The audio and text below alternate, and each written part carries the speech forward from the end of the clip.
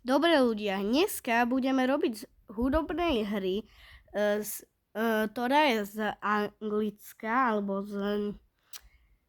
proste z Anglicka a je tam jeden mód, ktorý sa volá Infected War. A dneska ideme robiť 3 postavy. Prvá postava je veľmi známa. Je brokovnicou, totiž to vám napoviem. A ideme robiť. Začneme Jayovým telom. Dobre, teraz ideme na tohoto tovar. Neviem, jak sa volá, viem, že je zo Lego City. Dobre, ideme na Steveové. Steva nepotrebujeme. Tak ideme na tohoto z toho Jurassic Park, toho strážcu, si zoberieme gate. Dobre, a teraz si zoberieme hociakú brokovnicu a vlasy. A ideme to spojiť. Dobre, a už ho máme. Toto bola prvá postava. Ideme na ďalšieho. Toto by mal byť nejaký vedec. Tiež neviem, jak sa volá. Začneme vedcom zase z Jurassic Parku.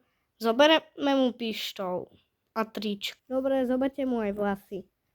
Teraz tomuto zo Star Wars zoberte zbraň a zoberte ju na polovicu. Dobre, teraz tomuto zoberieme gate. Počkajte.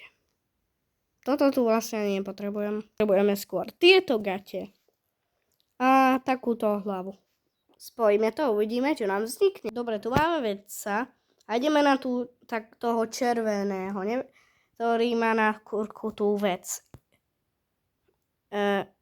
Tohoto Kaja z tej série, kde bojovali proti ohnivým hadom, zoberieme mu gate. Dobre, teraz novému Kajovi zoberieme telo. A nie len telo, aj hlavu. Dobre, teraz tomuto zo Star Wars zoberieme jednu pištoľ. Šiltovku nejakú si zoberte červenú. A teraz ho ideme spojiť. Dobre, teraz ich všetkých troch máme. Toho s brokovnicou, vedca a toho červeného. Tej červený sa mi ináč najviac páči.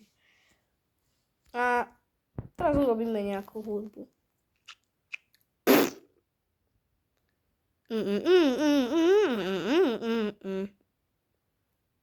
Agony and Treasure. Počkej, nie, to bola zlá hudba. Vlastne, if you want a family to stay alive, if you want a friends to stay alive. Dobre, a majte sa.